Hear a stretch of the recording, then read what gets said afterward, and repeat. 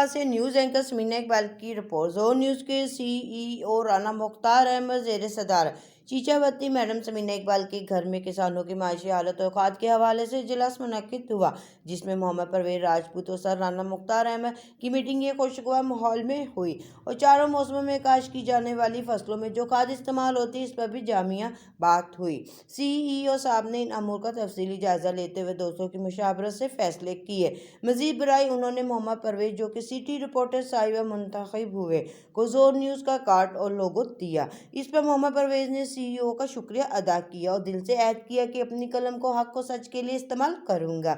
इस अहम मीटिंग में सर परवेज, मनीषा जबार जट और कारी उस्मान ने मीटिंग को चार चांद लगाए। आखिर में दावत का एहतमाम हुआ और दुआए कलमा से मीटिंग बर्खास्त हुई।